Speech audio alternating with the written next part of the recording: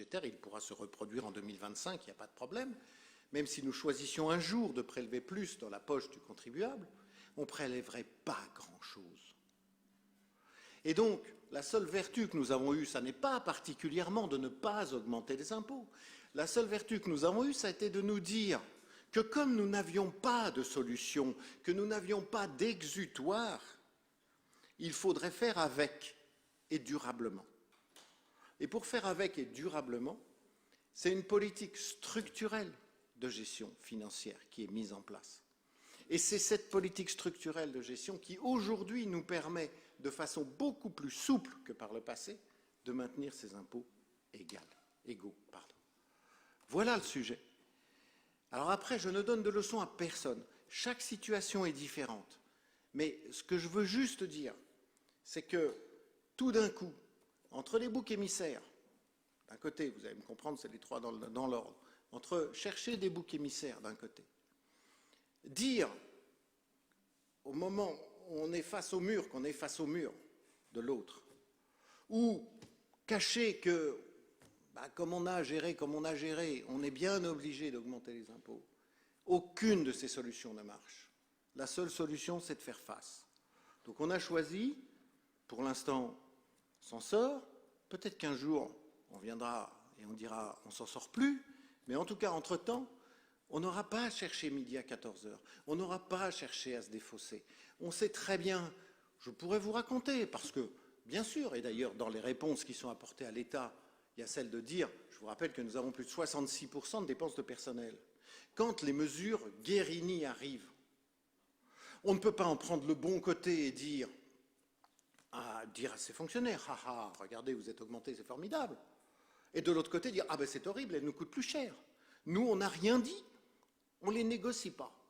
Donc elles arrivent, c'est plus cher, ça revalorise le statut d'un certain nombre de nos fonctionnaires. Il ne faut pas se tromper aussi, ça permet à nos métiers de rester aussi attractifs. Ça fait des charges en plus, mais effectivement, je trouve assez légitime que nos associations d'élus disent à l'État, ne venez pas en plus nous dire qu'on dépense plus, puisque c'est votre propre décision qui a fait qu'on dépense plus. Donc, je voudrais juste que chacun soit dans sa ligne de nage. Je vais y rester. Nous allons, nous, continuer de nous efforcer de gérer prudemment cette commune. On aura l'occasion d'en parler quand Valérie sera là et que nous aurons la discussion d'orientation budgétaire. Nous avons des investissements extrêmement élevés à envisager sur, en particulier, notre domaine scolaire. On sera au rendez-vous. On le fera dans l'ordre. J'ai eu l'occasion de le dire tout à l'heure au directeur d'école. Et qui, bien sûr, voient leur école et voudraient que ça aille vite tout de suite maintenant, qu'il y aurait forcément une priorisation avec des écoles qui s'avèrent plus urgentes ou plus coûteuses que d'autres, et que ça n'est pas qu'on préfère l'une par rapport à l'autre, c'est juste des choses qui sont objectives et qui nous permettront de continuer à faire face avec nos moyens, mais à faire face aux besoins collectifs. Voilà, je voulais juste vous dire ça, parce que, voilà, je n'aime pas claironner, mais simplement rappeler juste quelques éléments de méthode. Voilà. Merci, je vous propose de passer à la convention de superposition, c'est assez compliqué, mais vous allez voir que c'est très concret, de superposition d'affectation au profit de la métropole du Grand Nancy et portant sur le bassin de la Sens. Donc ce qui est important là-dedans, c'est le bassin de la Sens. La parole est à Stéphane Klopp.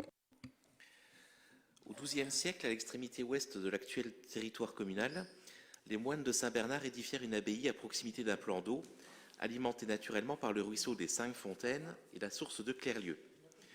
Détruite lors de la Révolution française, seuls quelques vestiges de cette construction, ainsi qu'une stèle, sont aujourd'hui visibles. Dès 1971, la société Le Nid, présidée par le professeur Jean Fléchon, entreprit la construction de quelques 1370 habitations à l'orée de la forêt de Haye. Sur une emprise de plus de 100 hectares, la ZAC de Clerlieu voyait le jour. Il s'agissait à l'époque de la plus grosse opération d'habitat social d'Europe. Clerlieu constitue une clairière au sein d'un bassin versant largement boisé, où toutes les eaux de pluie, naturelles ou urbaines, convergent vers le plan d'eau historique, appelé aujourd'hui communément bassin de la Sens. Au vu de l'urbanisation de ses abords, ce bassin joue un rôle essentiel dans la gestion hydraulique de Clerlieu, mais il est également un véritable atout environnemental pour les Villarois. Les entretiens courants assurés par la commune n'ont malheureusement pas permis d'empêcher la plantation d'une plante aquatique invasive, le myriophile du Brésil, qui prend de l'ampleur un peu plus chaque année et nuit au bon équilibre de l'écosystème local. Donc, il a été repéré il y a environ 3 ans et il provient certainement d'une vidange d'aquarium. Des actions curatives sont planifiées pour mettre en conformité le réseau d'assainissement.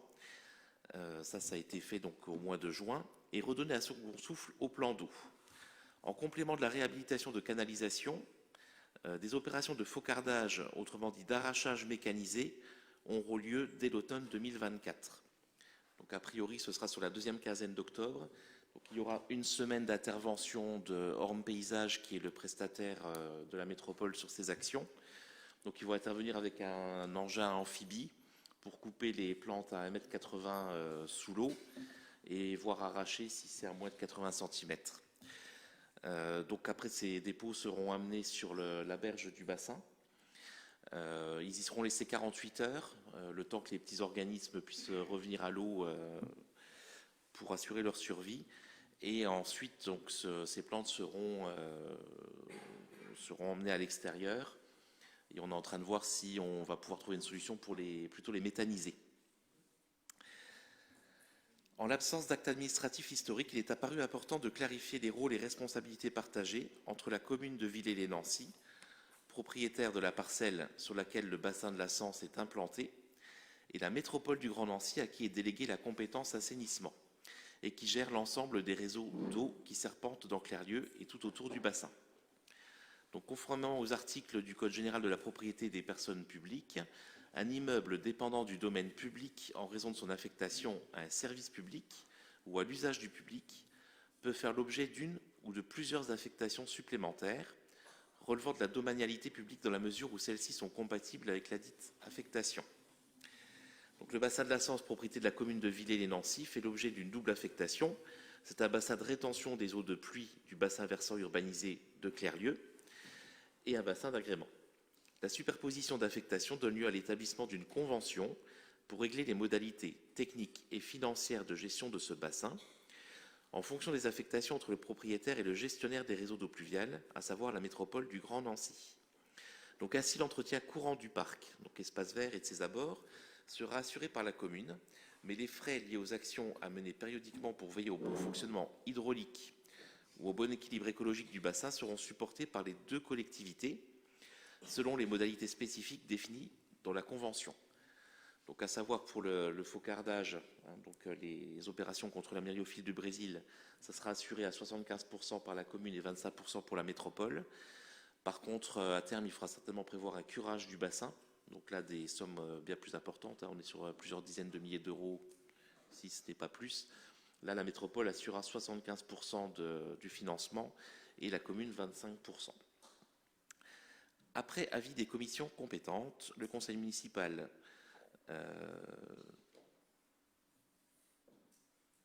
il est proposé au conseil municipal, je pense, d'approuver le projet de convention de superposition d'affectation pour le bassin de la Sens qui fixe les enjeux, les applications et responsabilités des deux parties. Mais j'ai vu le conseil municipal a décidé, donc je ne voulais pas anticiper le vote. Donc, est-ce qu'il y a répartition financière induite et d'autoriser monsieur le maire à signer cette convention et tout avenant ultérieur. Merci. Y a-t-il des commentaires, des ajouts?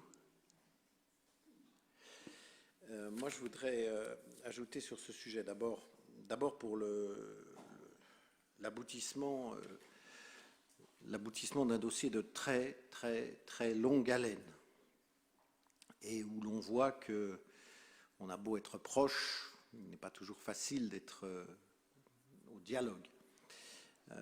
Je voudrais à ce titre saluer le travail qui a été accompli par Stéphane et par Gérard Pals, mais aussi par Florent Villidal, notre directeur technique, sur ce dossier.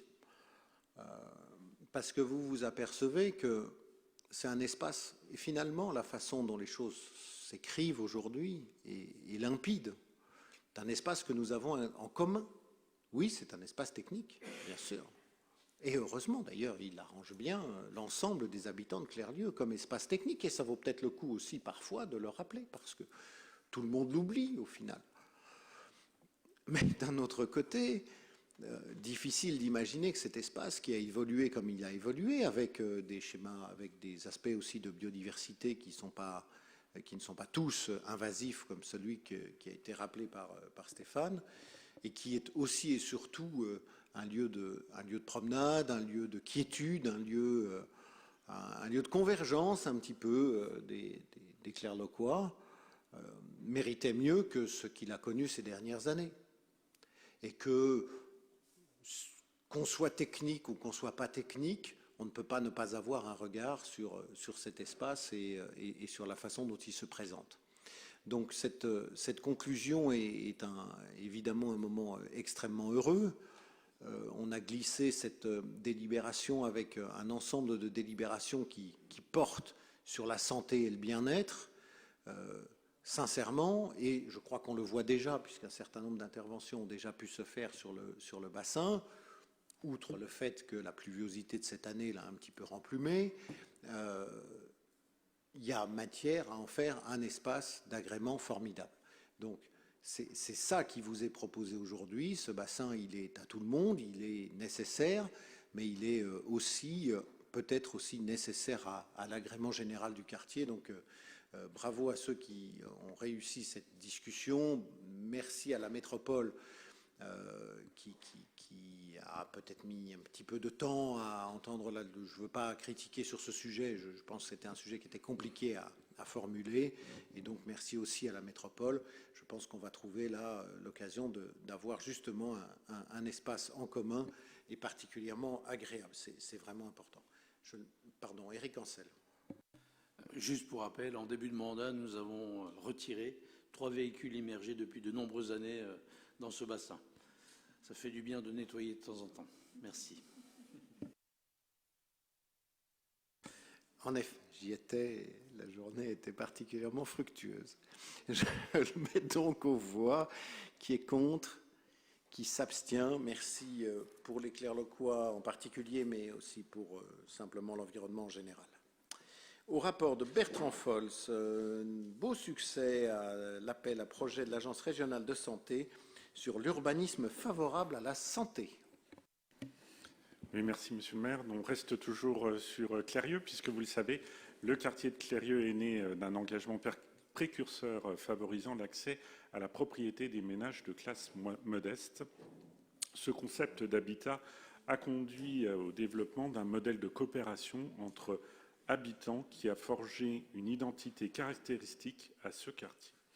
50 ans plus tard, alors que ces habitants constituent un noyau important de la population senior métropolitaine et que de jeunes familles viennent s'installer dans le quartier si typique, la commune et ses acteurs doivent répondre aux nouveaux besoins de sa population, notamment dans l'organisation et le fonctionnement du territoire. Pour répondre à ces enjeux, la maison de santé pluriprofessionnelle a vu le jour en 2019. De même, l'installation de commerces est vivement soutenue par la commune, ainsi que le développement de structures de lien social, comme par exemple l'espace de vie sociale ouvert en 2022 au sein de la MJC Jean Savine. À l'appui de ces services et de cette dynamique engagée, en 2019, l'agence de développement Scalen a démontré dans une étude très précise que Clerlieu était un quartier plutôt favorable au vieillissement. Pour accompagner le désir de vivre chez soi le plus longtemps possible et les pratiques de déplacement des nouveaux ménages, certains aménagements urbains sont à imaginer pour favoriser l'accessibilité au commerce, aux services, aux arrêts de transport en commun, en particulier pour les habitants les plus éloignés du cœur du quartier. C'est à ce titre que la ville a travaillé son projet présenté à l'Agence régionale de santé dans le cadre de l'appel à projet intitulé « Urbanisme favorable à la santé ». En effet, un constat collectivement partagé entre les élus, les services municipaux, les professionnels de santé, les acteurs des réseaux citoyens, que sont les référents de quartier, les voisins solidaires et attentifs, les sauveteurs volontaires de proximité, montre que des solutions innovantes et partagées sont à créer ou à développer pour améliorer la santé des habitants, lutter contre la sédentarité, maintenir le lien social et promouvoir le vivre ensemble. D'autre part, ce projet s'inscrit dans une démarche de santé environnementale en promouvant l'évolution des modes de déplacement des habitants, notamment les plus âgés ou plus fragiles qui ne peuvent pas toujours effectuer d'importants efforts physiques. Enfin, il respecte les principes fondamentaux de démocratie en santé en associant usagers, professionnels et décideurs publics dans cette élaboration. Concrètement, le projet vise non seulement à établir un diagnostic partagé entre les différents acteurs, et notamment les habitants, mais aussi à mettre en place des solutions afin de promouvoir, d'une part, la marche et les mobilités actives dans un objectif d'amélioration globale de la santé des Clairlecois, d'autre part, le vivre ensemble afin de recréer du lien social, lutter contre l'isolement et ainsi contribuer au bien-être et à la santé mentale des habitants. Et enfin, une démarche de santé environnementale en déployant des solutions permettant aux plus fragiles de se dépasser à pied, avec notamment l'implantation de mobilier urbain adéquat, tels que des bancs publics ou des supports ischiatiques. La conduite de ce projet doit s'établir en plusieurs phases qui nécessitent le recrutement d'un chargé de mission qui aura pour fonction de mener une large concertation, recueillir les besoins, rechercher les partenaires opérationnels adéquats et communiquer auprès des habitants sur les actions mises en place. Depuis le 27 février 2020, le contrat de projet est une nouvelle possibilité de recrutement sur emploi non permanent dont le but est de mener à bien un projet ou une opération identifiée, ce qui est notre cas ici. Considérant que l'emploi créé répond à un projet temporaire de santé publique visant à établir un diagnostic et mettre en œuvre les solutions permettant l'amélioration globale de la santé des Clairlecois, en promouvant la marche et les mobilités actives, il est proposé la création d'un emploi non permanent à temps complet pour une durée prévisible d'1 an sur le grade d'attaché territorial afin de mener à bien le projet dans le cadre de l'appel à projet de l'Agence régionale de santé intitulé « Urbanisme favorable à la santé ».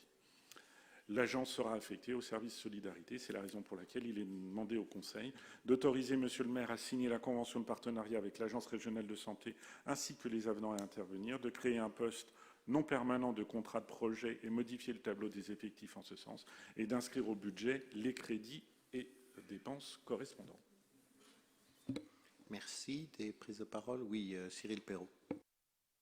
Oui, merci pour cette présentation. Effectivement, le projet est tout à fait intéressant dans sa dynamique, en liant effectivement l'urbanisme, l'âge des personnes et les difficultés qu'elles peuvent rencontrer pour ensuite leur permettre d'acquérir une meilleure santé. Je m'interroge néanmoins sur un aspect qui me semble important, sur la rupture d'égalité entre les habitants de Clérieux et les habitants du reste de Villers. Je pense qu'en termes de structure d'âge, il n'y a pas une énorme différence entre les habitants de Clérieux et les habitants de Villers, d'une part. Et d'autre part, on a aussi beaucoup de lotissements sur le bas de la commune, qui sont pour certains aussi anciens, voire plus anciens que Clérieux.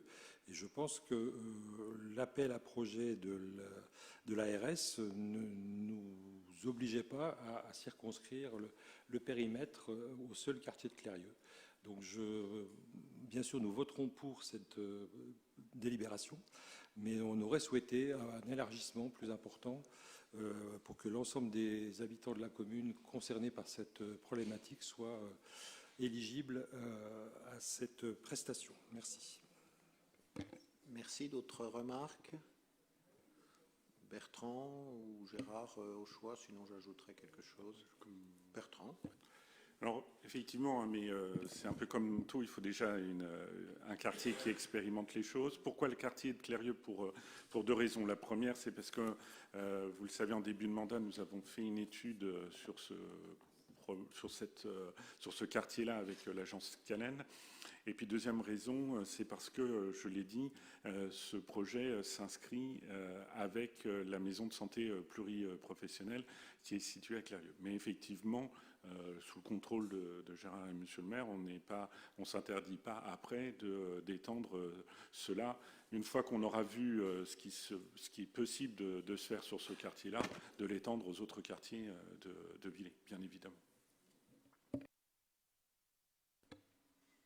Oui, juste, mais Bertrand a tout dit, juste pour indiquer que c'est un sujet qui est aujourd'hui, sur ce point je vous rejoins, tout à fait universelle, générale, parce que nos parcours résidentiels nous amènent à rester à domicile plus longtemps.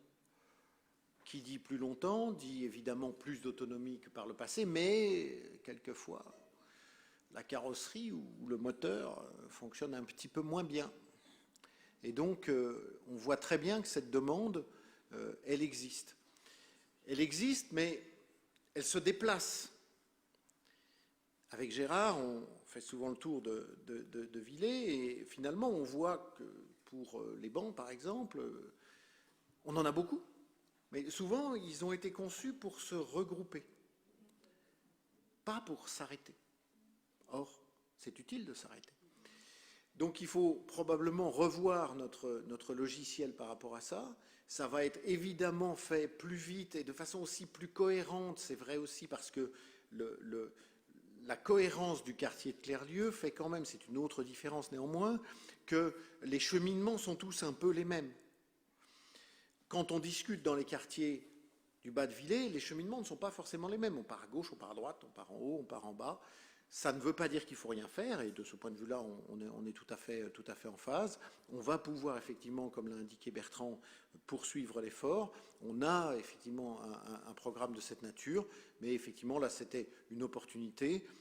Je crois qu'on peut être d'accord sur le fait que l'opportunité offerte par l'ARS est particulièrement prometteuse, c'est-à-dire que c'est des moyens qui sont quand même très significatifs pour cette opération.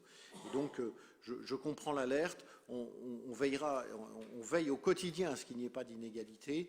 Il y a peut-être une légère différence de situation qui fait qu'il est plus facile d'avoir quelque chose de totalement cohérent, mais on y travaillera évidemment avec la même ardeur en bas. Merci de cette remarque et suggestion. D'autres questions? Je mets donc aux voix. Qui est contre? Qui s'abstient? Merci. C'est moi. La délibération suivante est au rapport d'Olivier Hérault, l'appel à manifestation d'intérêt pour la structuration des circuits alimentaires de proximité et de leur logistique. Merci, Monsieur le maire. Restons donc dans les éléments et les délibérations autour du bien vivre à Villers en particulier et du bien vivre en général dans nos contrées. Là, on va parler d'alimentation, donc un rappel de contexte. Donc la loi Egalim qui régit les règles contractuelles entre les producteurs et puis les consommateurs d'une manière générale et les distributeurs en particulier, puisqu'il y a des normes. En ce qui nous concerne, c'est surtout la loi sur la partie, enfin le volet sur la partie manger 50% dans nos restaurants collectifs du local, dont 20% de bio, pour rappel.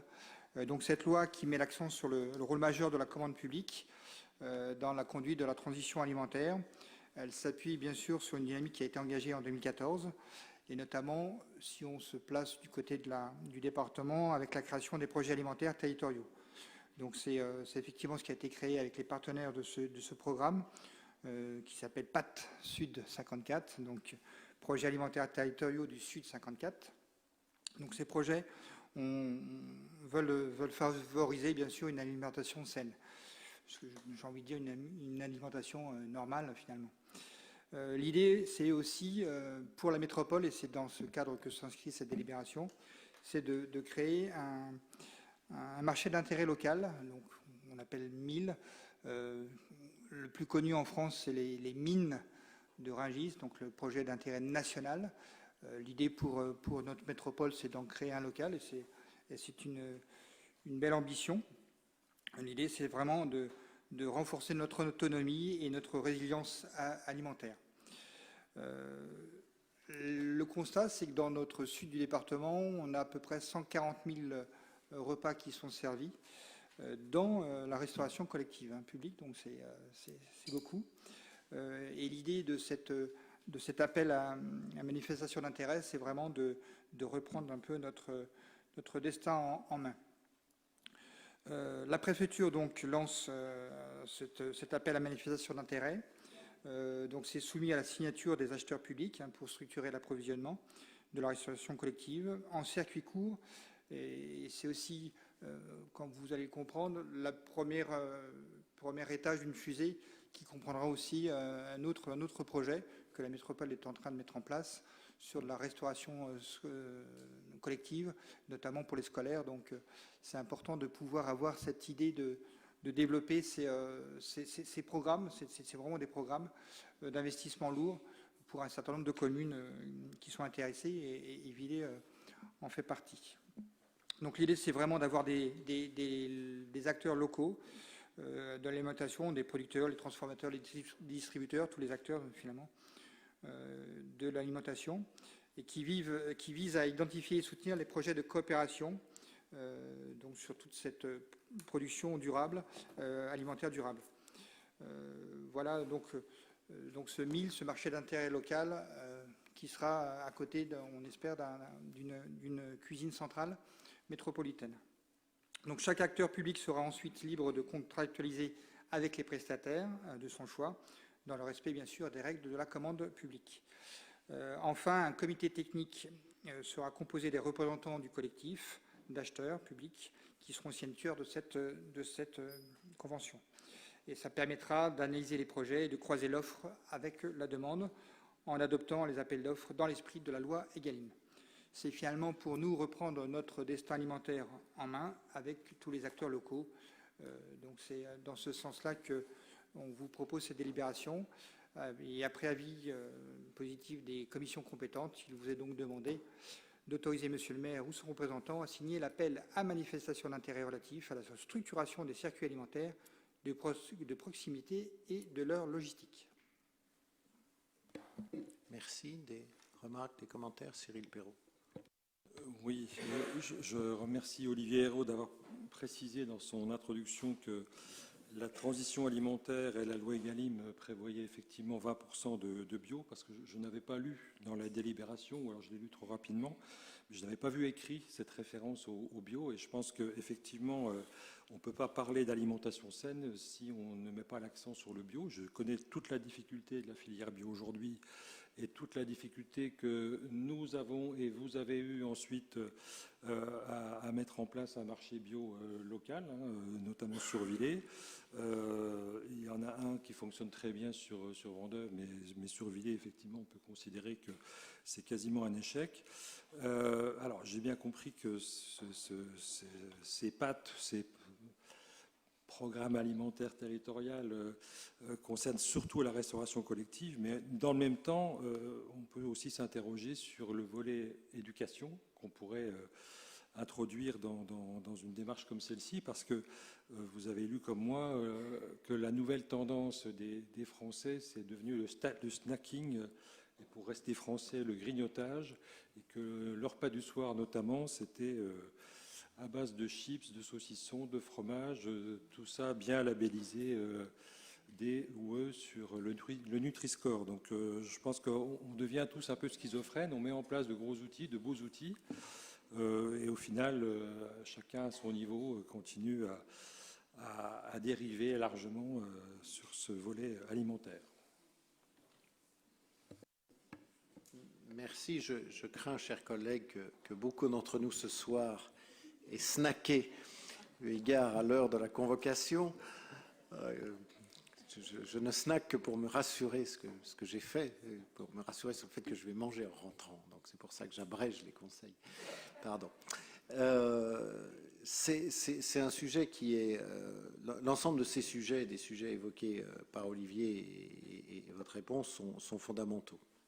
Et c'est la raison pour laquelle, Olivier a bien fait d'ailleurs de le rappeler, nous avons formulé dans notre projet, peut-être de façon bizarre, que nous voulions reprendre notre destin alimentaire en main. Ça peut paraître très étrange. Pour autant, c'était une phrase mûrement soupesée. Parce que je crois que le sentiment, et je vais venir au bio, qui est un sujet très important évidemment, le sentiment que nous avons tous, c'est qu'on est au moment où on pourrait choisir, au moment où la faim d'abord recule malgré tout, je vais y venir, mais où on est à la fois sur cette planète beaucoup plus nombreux que dans l'enfance de chacun d'entre nous, et en même temps en moyenne, je dis bien en moyenne, mieux nourris, on pourrait penser qu'on n'aurait plus cette question de dépendance. Or, on en a plus que jamais. On se sentait dépendant avant de notre potager, qui nous rythmait les saisons, et on trouvait que c'était triste. Parce que quand arrivaient les tomates, on mangeait de la tomate, et on mangeait que ça.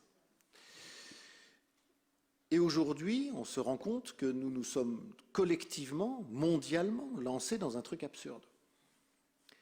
Vous voulez entendre une absurdité, vous allez l'entendre. Si nous regardons le Sud 54, eh bien le Sud 54 mange 1% de la production alimentaire qu'il produit et 1% de la production alimentaire du Sud 54 va dans le Sud 54. Vous me comprenez? C'est-à-dire qu'on en envoie 99% de ce qu'on produit et nous recevons 99% de ce que nous mangeons. Sans pouvoir aujourd'hui, c'est tout le sens de cette délibération, et on va venir au bio, hein, c'est important, sans pouvoir aujourd'hui nous dire, finalement, il y a un truc pas loin. Alors, on a essayé de répondre. Beaucoup de gens se sont tournés vers des structures comme les AMAP, comme etc. Mais ce qu'on voit, c'est très bien, c'est très très bien. Mais quantitativement, c'est epsilonesque. Et ça ne change malheureusement pas le chiffre hallucinant que je vous donne là.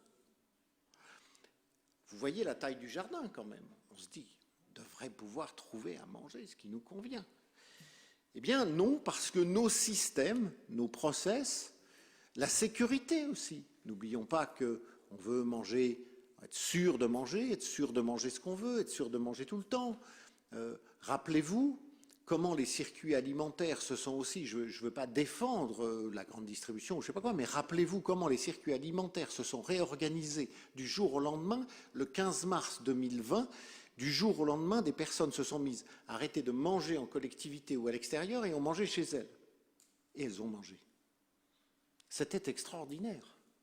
C'était extraordinaire. Donc, ces sujets-là sont à prendre aussi en considération. Mais se dire qu'on est allé trop loin et qu'en effet, on ne parvient plus même à se dire, je me donne un objectif raisonnable, 20% de bio, c'est un objectif raisonnable qui aujourd'hui est envisageable, même dans la restauration collective, Eh bien, c'est tout un schéma qu'il faut revoir, qu'il faut repenser pour la sécurité des producteurs, pour la sécurité, malgré tout, quand même, de la distribution. Sans la distribution, on ne mange pas. Et pour la sécurité, évidemment, des consommateurs et leur diversité. Donc, l'ambition qu'évoque notre collègue Perrault sur le bio, elle va être mieux atteinte parce qu'on aura quand même ramené ces circuits, tous les circuits qui le peuvent, à des circuits plus courts, pas tous, pas tout de suite. Voilà, il faut bien voir ce que c'est. Moi, j'ai fait beaucoup de déplacements, puisque je m'en occupe un petit peu à la métropole jusqu'à présent avec Chloé Blandin, avec lesquels, toujours avec Chloé Blandin d'ailleurs, qui reste sur le sujet. Et on a fait plusieurs déplacements pour voir comment ça fonctionnait. Et donc, le pas qui est franchi là, de dire, voilà, commençons par voir combien on est, comment on est, qu'est-ce qu'on veut, il est primordial. Sinon, vous ne pourrez, et c'est normal, pas dévier ces grands circuits d'approvisionnement parce qu'ils sécurisent tout le monde en amont de la chaîne. Donc, oui, reprendre son destin en main, ça passe par la démarche de ce soir, ça prendra du temps, ce sera progressif. Il faut bien sûr y intégrer la dose adéquate de bio. Pourquoi je dis adéquate de bio? C'est qu'on sait que ces dernières années, les conversions au bio ont baissé, que la consommation de bio a baissé, qu'il y a des questions de prix qui ne sont pas négligeables dans l'affaire, mais qui, en revanche, la tendance doit être celle-là. C'est-à-dire qu'en clair, au lieu d'avoir à faire des efforts pour devenir bio, je dirais on devrait pouvoir permettre à tout le monde d'être bio parce qu'on n'a pas besoin de forcément regarder si le voisin met ou non des pesticides parce qu'il n'en met pas. Voilà. Parce que le bio doit devenir à un moment donné une forme de banalité. Mais donc, voilà, c'est un sujet qui est captivant. Et je reviens à ce que nous avions écrit en 2014. Voilà, je pensais que c'était plus facile. Je pensais que c'était plus facile. Mais on y arrivera. Pascal Jacquemin. Oui, monsieur le maire, moi je vous entends bien et c'est bien. D'ailleurs, moi je voterai bien sûr pour que vous puissiez signer cet appel.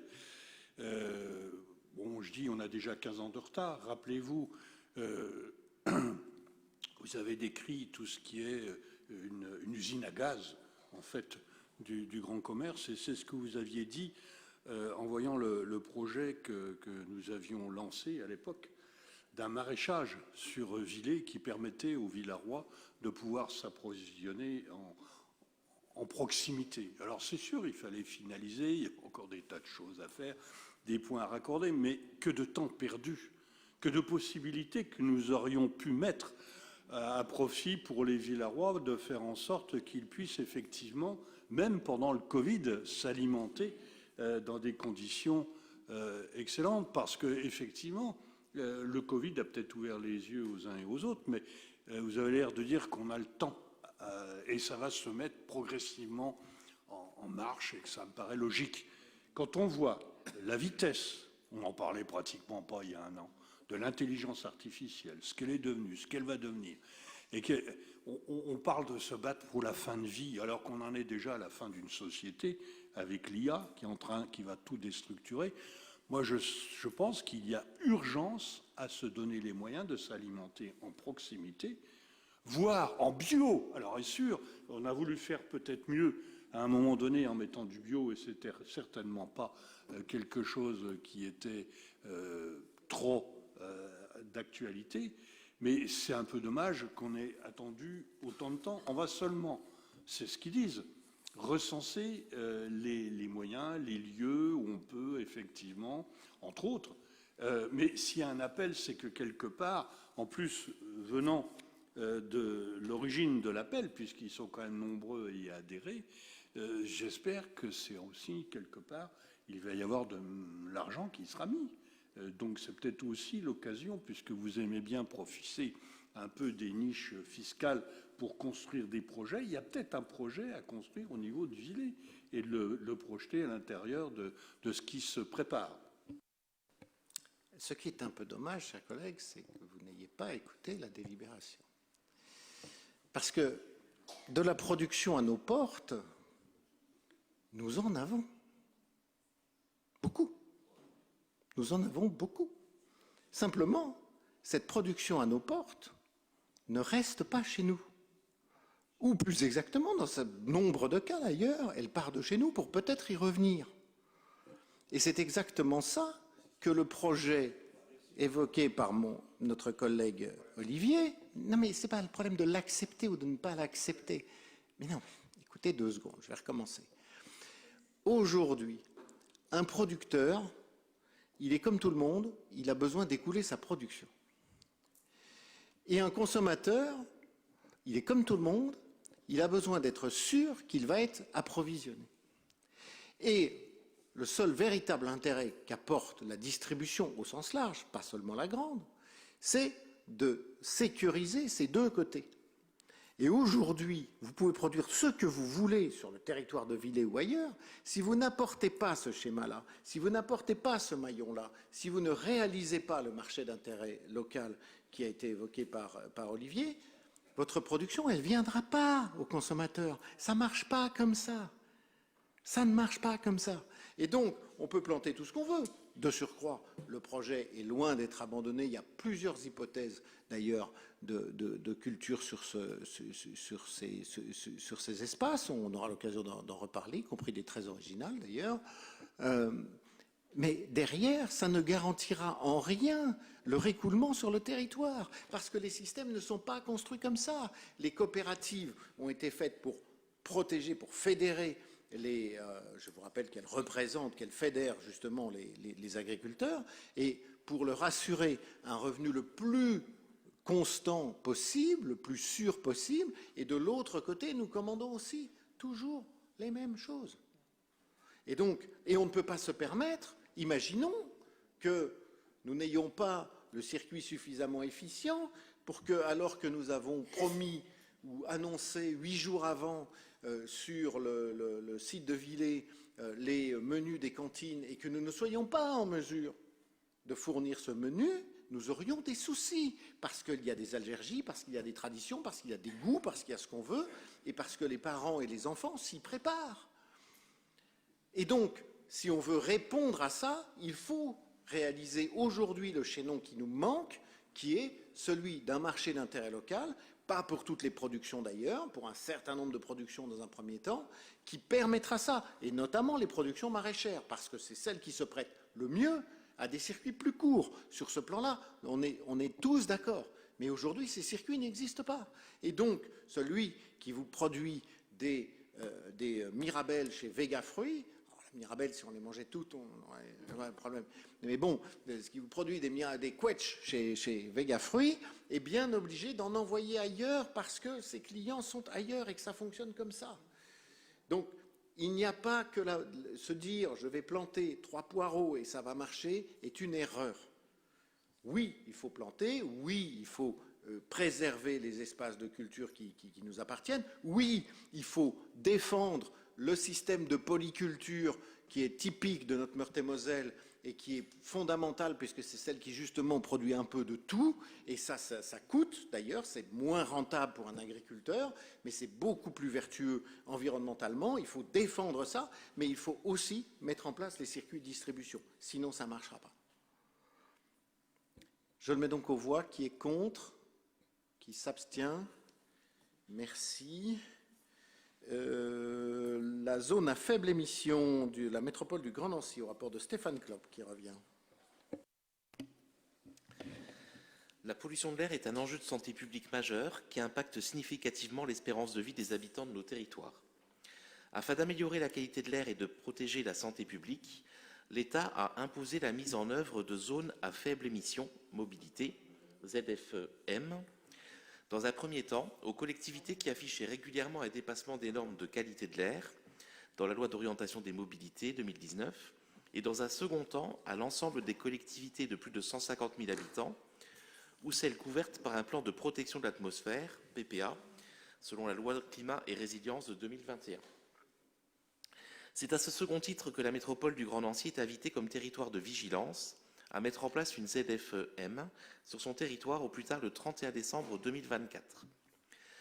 Dans le cadre de la loi climat et résilience, les collectivités définissent librement les paramètres de fonctionnement de leur ZFE, le périmètre géographique avec un périmètre minimum, les catégories de véhicules concernés sur la base des certificats critères et le calendrier des restrictions. La métropole du Grand Nancy vise à se rapprocher des seuils de qualité de l'air recommandés par l'OMS à l'échéance 2030, avec une double ambition de santé publique et de respect des futurs seuils réglementaires européens, cet objectif nécessitant de s'inscrire dans une action sur la qualité de l'air de moyen terme, associant d'autres dispositifs, notamment dans le secteur résidentiel. Pour la métropole, la mise en place de la ZFEM s'insère dans une politique globale de développement d'une mobilité moins polluante et moins émettrice de gaz à effet de serre, formalisée dans le plan métropolitain des mobilités, le P2M, adopté en novembre 2021, et renforcé par le PCAET, plan climat air énergie territorial, adopté en 2024. L'ambition de la métropole sur le plan des mobilités consiste à rééquilibrer les modes de déplacement et à promouvoir leur cohabitation plus harmonieuse et plus équilibrée. Au-delà de l'exercice réglementaire, la ZFEM constitue avant tout l'opportunité d'encourager les habitants et les usagers à réinterroger leur mode de déplacement et à privilégier les mobilités douces, décarbonées et inclusives. Dans le cadre d'une étude de préfiguration, la métropole a travaillé en 2023 sur la définition des modalités d'une ZFEM répondant aux enjeux du territoire du Grand Nancy. La ZFEM concernant également tous les habitants de son bassin de vie, la métropole a mis en place un dialogue au sein de la multipôle et avec les territoires limitrophes, communauté de communes du bassin de Pompée, Moselle et Madon, Terre touloise, Seille et Grand Couronné et de Celle et Vermois, pour les associer à cette réflexion dès 2023. Les options qui ont été retenues à l'issue de ces travaux dessinent pour la métropole du Grand Nancy les contours d'une zone à faible émission dont les contraintes sont modérées, donc véhicule NC et critère 5 uniquement, progressive, avec une mise en place pour les particuliers en 2028 seulement. Ainsi, la ZFEM sera mise en place au 1er janvier 2025 sur l'ensemble du territoire métropolitain, avec pour restriction l'interdiction de la circulation des véhicules utilitaires légers et des poids lourds non classés et classés critère 5 uniquement.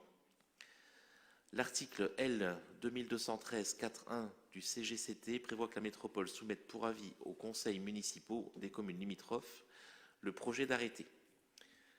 Il est soumis au conseil municipal donc d'émettre un avis sur le projet d'arrêté. Merci. Cyril Perrault. Stéphane Klopp nous a rappelé l'objectif de cette mesure et donc l'avis que nous allons devoir donner. Objectif, améliorer la qualité de l'air. Moi, je reste assez dubitatif sur l'efficacité de cette ZFE-M pour effectivement arriver à avoir de faibles émissions. Peu efficace, pourquoi? On sait aujourd'hui que les émissions polluantes, et on en a déjà parlé ici à plusieurs reprises, ne sont plus seulement dues aux émissions des moteurs, mais aussi liées aux différents phénomènes d'abrasion. Alors, abrasion des routes, abrasion des pneus, abrasion des systèmes de freinage. À ce sujet, les véhicules électriques qui n'émettent en théorie pas d'émissions au niveau de leur moteur ont un taux très important d'émissions liées aux abrasions de leurs freins, de leurs pneus et l'abrasion des routes. Pas plus tard que ce soir, je venais à pied à ce conseil et une voiture assez puissante, électrique, sans un bruit, a démarré devant une autre, mais comme elle avait une grosse puissance d'accélération, elle a accéléré très fortement pour lui passer devant. Il faut montrer son pouvoir quand on a une belle voiture électrique, pour freiner 40 mètres plus loin. Donc elle accélère, les pneus, la route est abrasée, elle freine 20 mètres plus loin, la route à nouveau est abrasée, les pneus et les freins. Donc je pense qu'il faut effectivement qu'on réfléchisse les choses un petit peu différemment et la question des émissions n'est pas la seule.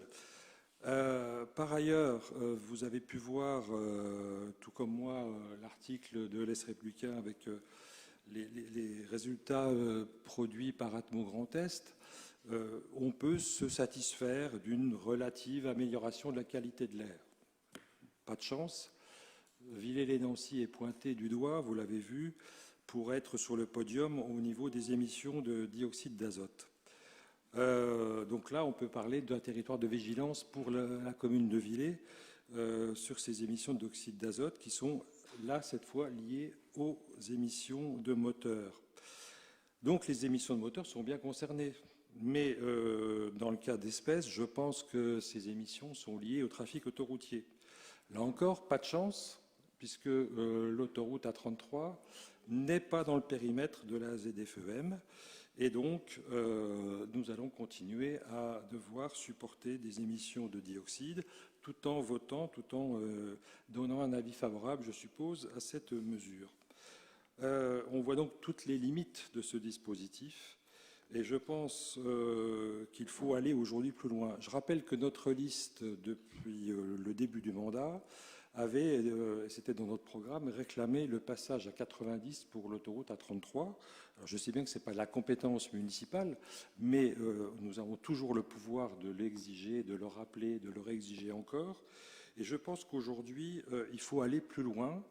Et je vous engage à faire comme votre collègue de Maxéville, qui a écrit au préfet pour demander sur le territoire de sa commune le passage de l'A33 à 70. Je pense qu'aujourd'hui, c'est des choses qui existent dans les grandes métropoles. Quand on arrive à Lyon, on roule à 70. Et si on ne le respecte pas, on est flashé. Donc, on est vraiment sur du vrai 70. Je pense que la partie du territoire de Villers qui concerne l'autoroute est très limitée. En gros, ça part de l'aire de Clérieux jusqu'à la sortie du pont de l'autoroute qui est en cours de réparation aujourd'hui. Donc je pense qu'il faut aller plus loin. De mon côté, j'en ai parlé aussi au maire de Vendœuvre, qui est largement concerné, puisque l'autoroute se poursuit de ce côté-là quand on va vers le sud. Et le maire de Vendœuvre, le nouveau maire de Vendœuvre, m'a dit mais c'est pas une mauvaise idée, ça mérite réflexion, je vais en parler en équipe et pourquoi pas. Pourquoi pas une démarche conjointe. Alors reste à Laxou, j'ai pas abordé le sujet avec le maire de Laxou, mais vous pourrez le faire peut-être. On peut effectivement raisonnablement se dire que de l'aire de Laxou jusqu'à l'aire de l'échangeur de Laxou, jusqu'à l'aire de Clérieux, on peut rouler à 90, on est en zone de forêt. Par contre, quand on arrive aux abords de Clérieux, ne serait-ce que pour le bruit et les émissions qu'on vient d'évoquer, je pense qu'un passage à 70 sur une distance aussi courte ne va pas pénaliser énormément les conducteurs. Je pense qu'il faut aussi aller plus loin et continuer à faire baisser les émissions, c'est aussi limiter le nombre de véhicules. Mais je rappelle qu'on a déjà évoqué à plusieurs reprises ensemble, je dirais notamment avec Bernard Manjol, et je l'ai encore relayé la semaine dernière à l'occasion du Conseil de métropole ou dans les discussions de couloir avec le vice-président en charge des mobilités. Je pense qu'on a un projet à défendre, vous l'avez aussi déjà évoqué, sur la mise en place d'une aire de covoiturage sur Clérieux pour tous les gens qui traversent Clérieux au quotidien pour aller travailler.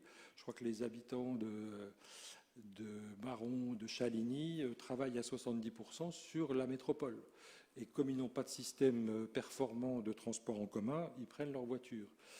S'ils s'arrêtent à Clérieux 1 sur 2 ou que certains Clerloquois les prennent en charge, je pense qu'effectivement, on peut aussi, là, cette fois, vraiment limiter les émissions de particules parce qu'on limite le nombre de véhicules. Ce sera, à mon avis, beaucoup plus efficace que de mettre en place une ZFE en 2025 pour certains véhicules et en 2028 pour d'autres. Bon, par ailleurs, évidemment, en tant qu'élu métropolitain et président de la commission mobilité, je me vois mal donner un avis défavorable à cette mesure, mais je pense que mes collègues, et je donne toute liberté à mes collègues de notre liste pour en juger autrement, et peut-être que Isabelle Schils souhaitait compléter mon propos à ce sujet. Isabelle Schils. Chers collègues, bonjour. Monsieur le maire. En préambule, je vais dire simplement, moi je ne suis pas forcément une partisane du tout voiture et du non-partage de la route, mais au vu du nombre de dérogations qui sont accordées à beaucoup de véhicules et qui est largement supérieur, ce nombre il est largement supérieur à celui des interdictions, pour moi, je pense que cette ZFE, elle impactera davantage les foyers à revenus modestes qui ne pourront pas changer de véhicule malgré l'incitation de la métropole. Comme l'a dit Cyril Perrault, les véhicules électriques plus lourds, plus polluants à l'échelle mondiale, eux seront dotés de cette vignette. Et puis, on a lu récemment aussi que la métropole souhaitait se donne jusqu'à 2035 pour être entièrement cyclable. 2035, c'est loin, ça fait 2 mandats, on va dire. Quand on voit la discontinuité du réseau cyclable actuellement, on se demande vraiment si la ZFE est vraiment ce ne serait pas une mesure plutôt cosmétique, entre guillemets, qui permettrait de pallier les manques au niveau de la mobilité, des mobilités douces. Voilà. C'est pour ça que moi, pour mon avis, je voterai contre cette ZFE. Non pas pour privilégier le trafic de voitures, mais simplement pour dire qu'il faudrait être un petit peu plus volontariste. Voilà, merci. Merci. Merci. Pas d'autres remarques? Stéphane Klopp. Alors, je suis tout à fait d'accord. La vraie méthode, c'est de diminuer le nombre de véhicules, clairement. Et c'est pour ça qu'il faudrait développer le covoiturage, comme j'avais proposé. Alors, ce n'est pas une aire de covoiturage sur Clérieux, mais c'est une ligne de covoiturage, où les gens prendraient les voitures qui passent comme un bus ou un transport en commun. Et pour ça, il faut prévoir des budgets. Sauf que votre majorité à la métropole a prévu des budgets absolument ridicules sur le covoiturage et l'autopartage, qui ont été décidés sur 16 ans. Et pour exemple, je rappelle qu'il est prévu 500 000 € sur 16 ans pour le covoiturage pour l'ensemble de la métropole, alors que le projet de ligne coûterait déjà à peu près 40 000 € sur Villers. Merci. À propos très complet, réponse très complète. D'une part, nous sommes, je pense, assez d'accord sur le fait que la pollution de l'air par l'oxyde de carbone, pour faire simple, parce que tout le monde, je crois, je peux comprendre, n'est pas la seule source de pollution de l'air. C'est d'ailleurs la raison pour laquelle on aurait peut-être dû insister plus là-dessus, mais nous l'avons fait en pleine connaissance de cause. Nous avons choisi de passer en zone 30. Je voudrais expliquer à celles et ceux qui restent assez nombreux, qui ont un petit peu de mal à le comprendre, en quoi on progresse considérablement sur la qualité de l'air à 30. Non pas parce qu'on va moins vite, et ça fait transition avec ce que j'aurai l'occasion de dire sur l'autoroute, non pas parce qu'on va moins vite, mais parce qu'on va, normalement, nous avons tous ça et là dans notre entourage tel ou tel qui a une petite tendance à conduire stop and go, mais normalement, si l'on sait que la cadence sera limitée, on va avoir tendance à la réguler. Et ce que j'ai eu l'occasion souvent de répondre, c'est que si vous descendez l'avenue du Général Leclerc, qui est sans doute une des tentations les plus grandes d'aller à 50, vous avez à peu près tous les 100 mètres un passage clouté, et sur ce passage clouté, a fortiori à 18h en automne, vous ne passez pas à 50, et donc vous freinez. Et donc, ce qu'il faut privilégier effectivement, outre effectivement, peut-être un jour, personnellement, moi je serais entièrement d'accord avec ça, que la mesure du critère, parce que ce qu'il faut bien comprendre, c'est que la métropole, elle ne peut pas faire absolument n'importe quoi. Il y a aujourd'hui des vignettes qui s'appellent critères, et qui en effet ne prennent en compte que l'émission de gaz à effet de serre du moteur. Le poids, certes, a sans doute un effet augmentant les émissions de gaz à effet de serre d'un moteur, mais pas seulement. Et sur ce plan, je suis d'accord, j'aimerais bien peut-être qu'un jour ou l'autre, on s'intéresse au poids des véhicules. Parce qu'il est effectivement déterminant ensuite sur la nature des particules fines qui peuvent être émises. Sur ce plan-là, je suis d'accord, et pour ma part, je vous confirme que, en tant que, peut-être récent, mais en tout cas zélé, militant de la transition écologique, je pense que le passage, par exemple, au tout électrique en 2035 n'est pas une bonne opération. Ça n'est pas une bonne opération. Alors, je voudrais revenir en 2 mots tout de suite, et j'irai après sur les autres sujets qui sont tout à fait intéressants. Je voudrais revenir en 2 mots sur cette zone à faible émission. Cette zone à faible émission, justement, elle est calibrée pour être un signal. Et si vous avez bien écouté la délibération, et vous l'avez fait, j'en suis absolument certain, de notre collègue Stéphane, vous ne touchez ou vous n'impactez que des véhicules qui, à 90%, ce qui me permet de répondre en partie à notre collègue Isabelle Schiz, sont des véhicules professionnels.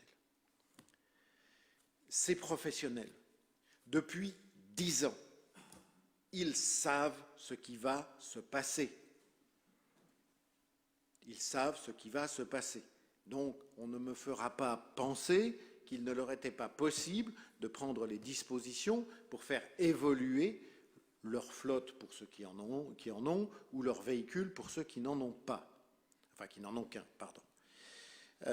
Donc ça, c'est le premier sujet. Et pour l'autre, et j'en suis tout à fait d'accord de ce point de vue-là, je me félicite qu'elle aille doucement sur la question des véhicules des particuliers. En partie pour les raisons de moyens, mais aussi par le fait que la transformation, ça se fait progressivement, moyen ou pas moyen, et qu'il faut envoyer un signal disant il va falloir se transformer. Il y a effectivement, merci à notre collègue Isabelle de l'avoir rappelé, il y a des aides qui sont prévues de la part de la métropole, et il va y avoir quand même aussi des comportements qui, à un moment donné, sont un peu obligés de changer. Mais en revanche, je ne me serais pas prononcé, c'est peut-être notre désaccord, je ne me serais pas prononcé pour une ZFE plus punitive, parce que celle-là, je sais très bien comment elle aurait été lue. Si vous regardez la carte électorale du début du mois de juillet, vous verrez assez facilement ce qu'auraient dit ceux qui se seraient sentis à l'extérieur par rapport à ceux qui se seraient protégés à l'intérieur. Et ça n'est pas ce qui est fait. Celle-ci, elle est progressive, elle accompagne un mouvement, elle accompagne un changement. Alors après, quelques mots sur d'autres sujets qui effectivement sont connexes mais complètement liés. Je suis très heureux en effet que la liste Villers solidaire et écologiste ait repris en 2020 un courrier que pour ma part j'ai adressé au préfet de Meurthe-et-Moselle en 2010 pour demander que l'autoroute passe à 90. À cette époque, nous étions en plein débat sur un sujet qui a été constamment refusé par l'État, qui est le sujet d'un mur anti-bruit, pour des raisons auxquelles on ne va pas revenir ce soir, sinon ce serait vraiment trop long. Et j'ai pensé depuis le début que passer à 90, et je n'ai pas augmenté, libre à vous si vous voulez, si vous écrivez sur le 70, vous serez le premier, je vous le concède, et je ne ferai pas concurrence sur ce plan, mais en revanche, je pensais là aussi que passer à 90 permettait tout à la fois de réduire la vitesse qui est entre 110 et 90 a un petit effet sur la consommation, mais surtout, les à-coups de cette même vitesse qui ont un effet effectivement sur le bruit et sur les émissions de gaz à effet de serre. Je persiste à penser que l'autoroute doit passer à 90.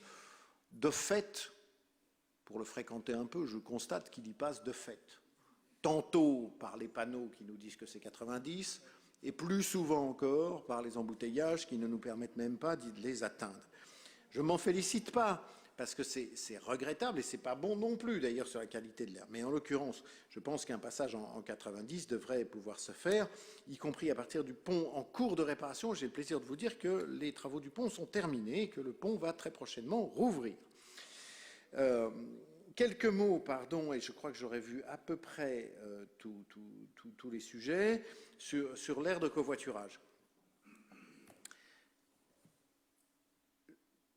Parfaitement d'accord, tous les véhicules qui aujourd'hui entrent dans le Grand Nancy en général, je vais y venir parce qu'il peut y avoir plusieurs lectures de cette aire de covoiturage, pour descendre l'avenue Paul Muller, si on peut en épargner rien qu'un peu, je vous assure que peu de véhicules gagnés, c'est beaucoup de qualité de l'air.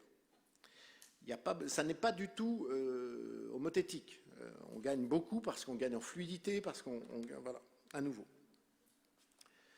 Si, ce qui est le projet auquel je souscris pour ma part, on choisit pour l'instant de proposer, je dis bien pour l'instant, de proposer une aire de covoiturage à Clerlieu, elle ne peut se faire aujourd'hui, ou une ligne de covoiturage, elle ne peut se faire aujourd'hui qu'en prévoyant que certains véhicules se stationnent sur le mail Jean Fléchon.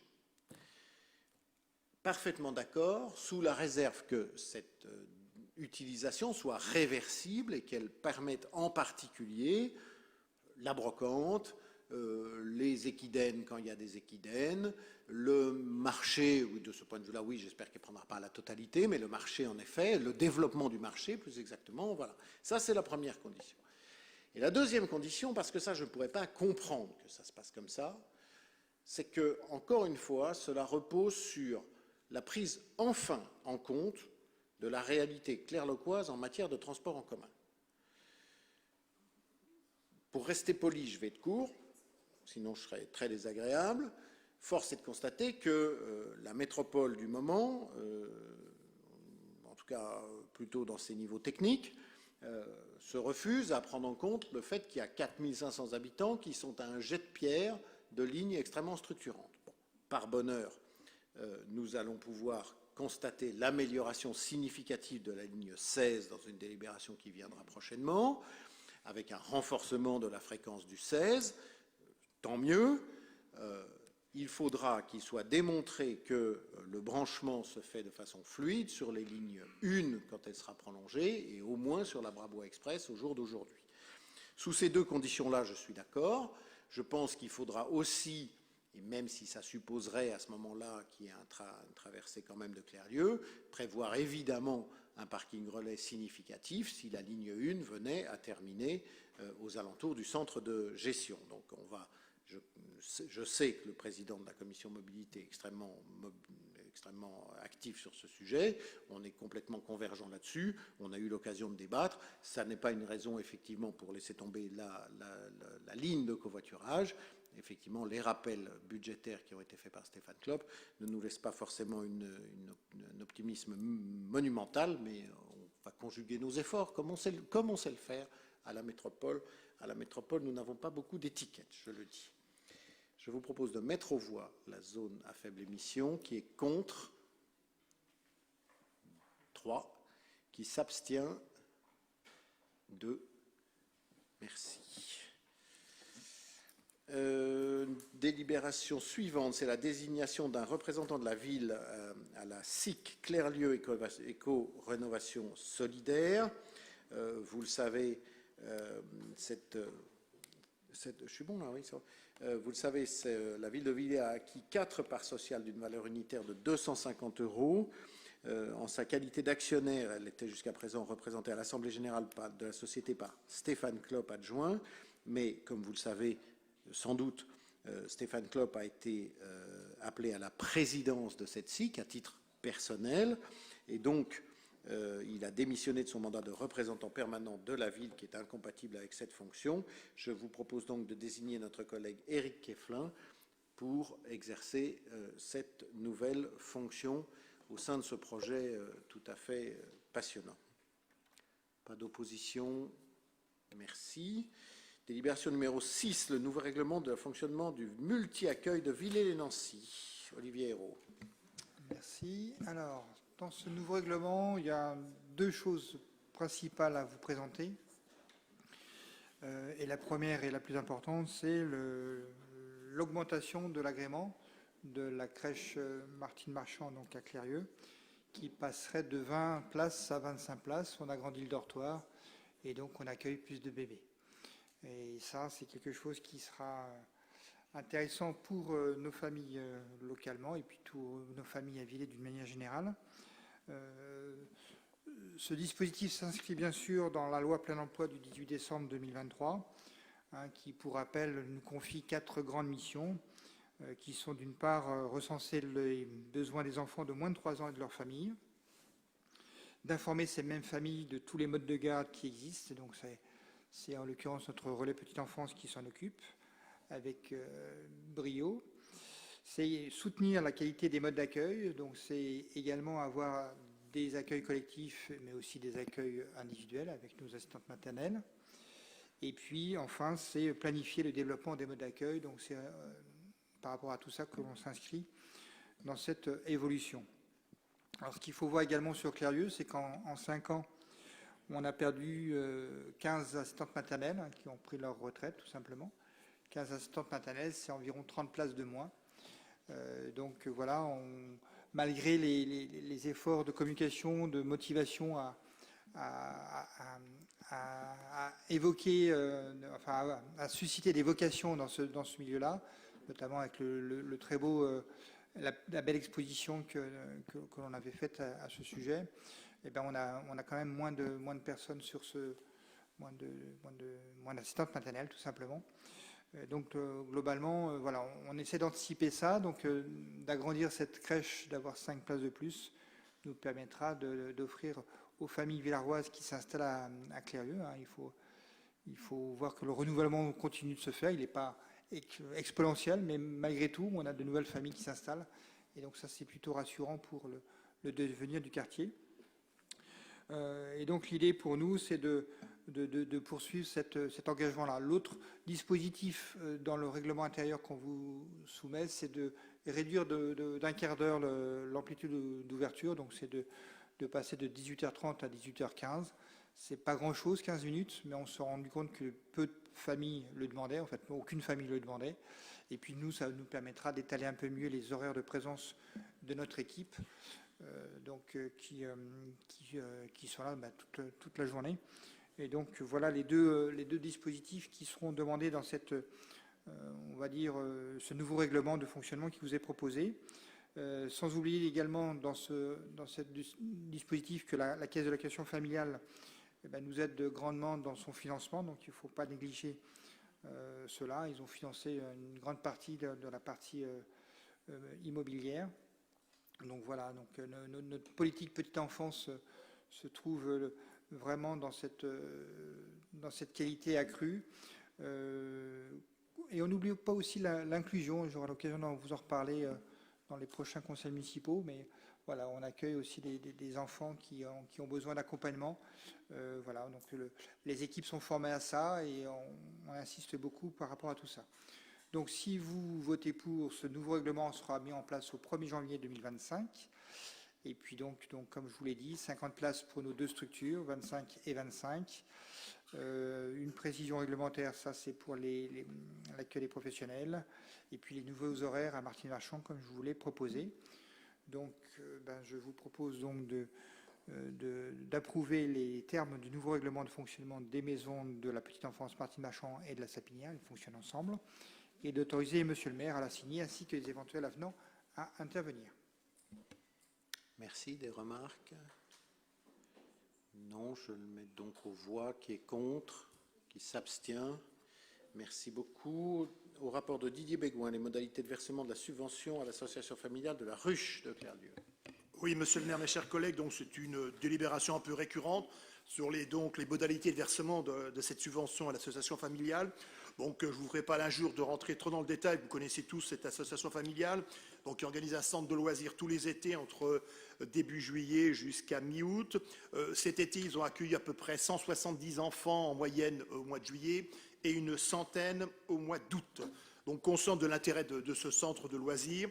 Donc, ça fait depuis de longues années que l'on soutient cette association et par délibération, nous avions voté une aide de subvention de 8 000 € et nous avions voté aussi une aide de 8 000 € qui correspondait donc au financement des frais de personnel afférents à 2 agents de service pour la période d'ouverture, soit 12 semaines de salaire. Donc, il convient donc de préciser les modalités de versement de cette subvention, d'où cette délibération. Et donc, le paiement interviendra par mandat administratif sur le compte de l'association dans le délai d'1 mois suivant la transmission à titre de justificatif, bien sûr, des fiches de salaire des employés concernés et du relevé d'identité bancaire de l'association, la norme CEPA.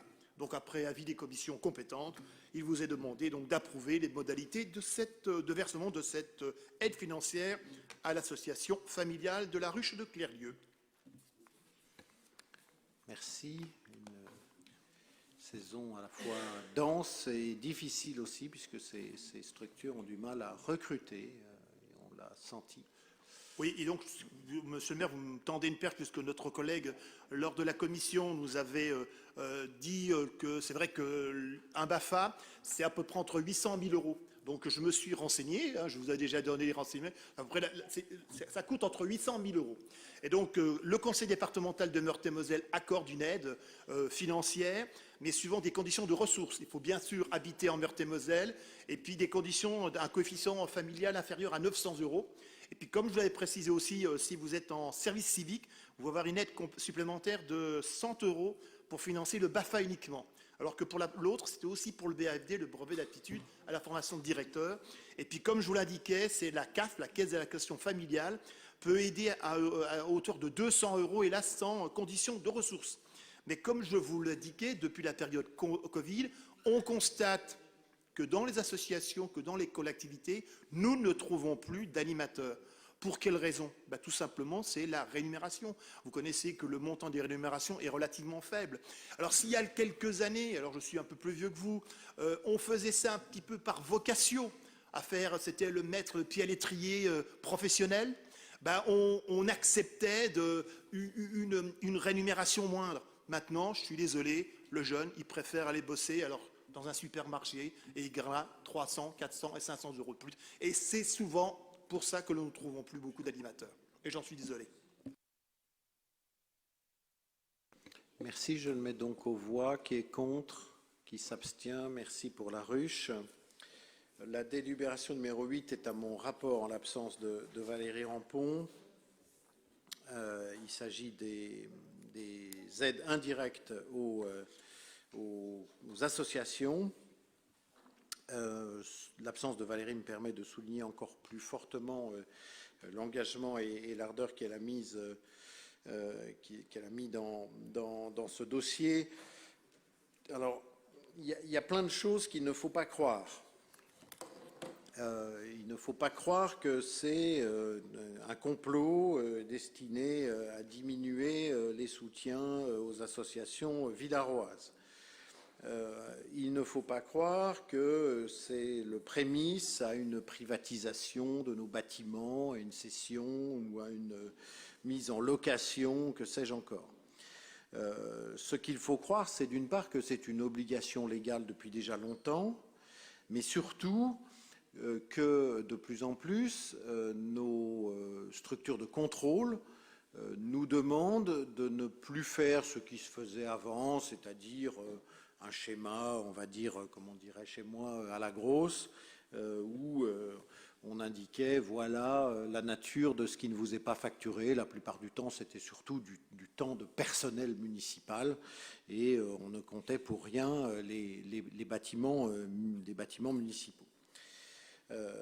Donc le travail qui a été conduit est un travail extrêmement fin, puisque vous voyez que les avantages qui ont été intégrés, ce sont les mises à disposition de personnel, de matériel, de véhicules, de locaux, que ce soit occasionnels, c'est ce qu'on appelle les créneaux, chers à Didier Bégoin et à Marie-Claude Delus en particulier, ou la mise à disposition plus permanente de locaux. Donc le chiffre qui vous est présenté là, alors on a beaucoup tergiversé, pour tout vous dire, pour être à la fois le plus exact et honnête possible. Je vous rappelle, je le signale parce que certains sont parfois prompts à rappeler cette valeur des domaines. Je vous rappelle que nous avons une valeur domaniale, qu'une fois qu'on a une valeur domaniale, on a potentiellement un rendement locatif domanial. Nous avons choisi, parce que le chiffre n'était pas véritablement crédible, de retirer les aires de jeu, essentiellement de jeu, extérieurs. Donc les terrains de foot, les terrains de rugby, les terrains de tennis, les terrains de pétanque ne sont pas comptés comme des espaces valorisables. Donc à partir de là, vous avez le résultat. Tout ça ne va rien changer à la discussion annuelle sur les subventions. On ne va pas dire, je ne sais pas, le COS Rugby a 110 000 euros d'avantages en nature, donc il aura moins de subventions, tandis que, je ne sais pas, la Maison de la Solidarité a moins d'avantages en nature, et donc il aura plus. Ce n'est pas comme ça que ça va jouer. Ce qui est important, il y a deux intérêts dans ce travail, au-delà de la demande des structures Chambre régionale des comptes. Le premier intérêt, c'est que les associations sont toutes pleines de qualité, mais comme elles ont envie d'avancer, parfois, elles ont un peu envie d'oublier. C'est normal, on est tous pareils. Donc c'est leur rappeler qu'il y a quand même déjà un effort qui est fait avant la subvention annuelle en fonctionnement. Ça, c'est le premier intérêt. Mais le deuxième intérêt, il est aussi pour elles, puisque beaucoup de ces associations, pas toutes, mais beaucoup de ces associations les plus importantes, sont des associations qui aujourd'hui ont des programmes de partenariat privé, de sponsoring, dirait-on, de mécénat, de soutien divers et variés, et qu'à partir de ces chiffres-là, elles vont pouvoir les valoriser. Et elles vont pouvoir dire, regardez ce que les collectivités publiques, toutes collectivités publiques confondues, allez, je dis rien sinon je vais être méchant, toutes collectivités publiques confondues, voilà l'effort que les collectivités publiques font pour nous. Et donc vous, concessionnaires automobiles, marchands de fenêtres, banquiers, vous pouvez faire un petit quelque chose par rapport à ça. Et donc il faut qu'elles puissent s'en emparer, il faudra que nos secteurs, essentiellement il y a un petit peu d'avantages pour certaines structures de solidarité, mais pour l'essentiel nos secteurs culture et sport puissent livrer, si je puis dire, le mode d'emploi qui va bien autour de ces chiffres-là. Encore une fois, c'est un très gros travail. Tout le détail peut vous être fourni sans aucune difficulté. Il y a une transparence absolue et il leur sera fourni d'ailleurs. Et je ne doute pas qu'à juste titre, elles nous le demanderont, elles ont raison, voilà, pour leur montrer comment on arrive à un moment donné à ce chiffre-là, qui est complété, je vous le rappelle, par des aides directes qui sont essentiellement nos subventions et parfois des soutiens qui sont nos subventions. Voilà. Donc vous avez le chiffre, encore une fois, ce n'est pas un changement de politique, c'est une mise en bonne pratique et en conformité avec les textes. Y a-t-il des remarques? Cyril Perrault et Pascal Jacquemin. Oui, plus qu'une remarque, c'est plus une question. Est-ce que donc ces montants valorisés viennent s'ajouter à la subvention en numéraire versée à l'association? Et est-ce que pour certaines d'entre elles qui ont déjà des subventions importantes et des prestations, enfin des apports en nature importants, est-ce qu'on est dans le cadre légal? Est-ce qu'on a des obligations particulières, conventions et autres, avec un montant maximum à ne pas dépasser ou un pourcentage maximum? Voilà. Donc la réponse est oui et oui. La première réponse, oui, c'est oui, bien entendu, ces montants sont strictement les montants en nature et donc les montants en espèces viennent s'ajouter.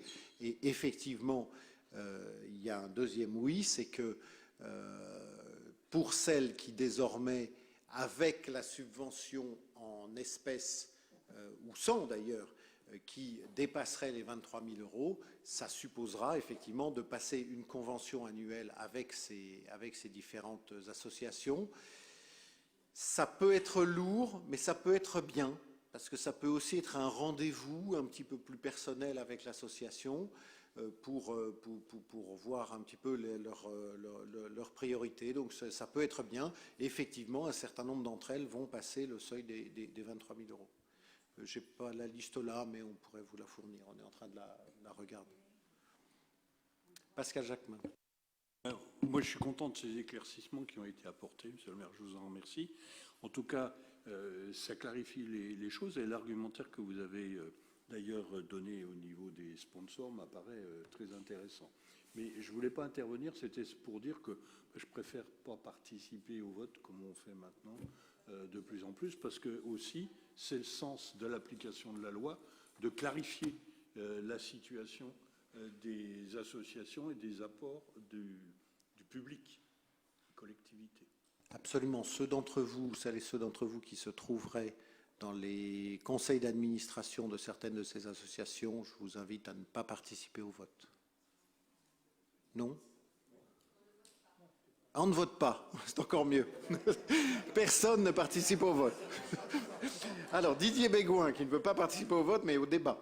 Oui, monsieur le maire, mes chers collègues, ne craignez rien.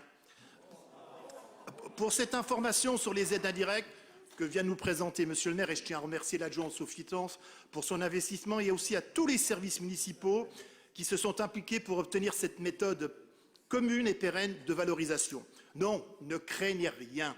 Je ne vais pas encore vous faire tout un laïus pour vous marteler que la collectivité soutient de manière importante le milieu associatif villarois, même si, une nouvelle fois, les chiffres de ce soir le prouvent. 708 000 € en aide directe, votés au conseil municipal du mois de mars, sans compter les 130 000 € de subventions au centre communal d'action sociale et au centre social de l'OHS.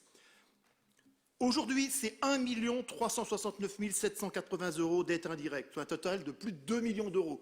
Bien sûr, ceux qui avaient les chiffres précis, c'est 2 077 780 €, et donc un montant qui représente près de 138 € par habitant. Non, ne craignez rien. Cette présentation doit surtout nous permettre, au conseil municipal, de mettre en avant le bénévolat villarois sous toutes ses formes. Comme vous le savez, si le bénévolat n'est pas payé, ce n'est pas parce qu'il ne vaut rien, mais parce qu'il n'a pas de prix. Le bénévolat, c'est une qualité humaine qui est nécessaire de sauvegarder et de développer. Le choix de s'engager est généralement une démarche individuelle, mais celle-ci se traduit souvent pour un collectif. Les bénévolats méritent d'être reconnus et appréciés par leur contribution. Ce sont des gens, hommes et femmes, qui ne comptent jamais leur temps, leur énergie, leurs moyens personnels et même leurs moyens financiers. Le bénévolat est donc un acte volontaire, un choix volontaire que l'on fait avec passion, conviction, détermination. C'est aussi pour moi une école de citoyenneté et de la démocratie. La notion de bien vivre ensemble constitue aussi le fondement de l'action bénévole. Sans les bénévoles de nos associations sur tout le territoire, nous avons pu le constater pendant les Jeux olympiques et paralympiques, les 40 ou 45 000 bénévoles qui se sont investis. Et c'est aussi, sans oublier, le bénévolat villarois.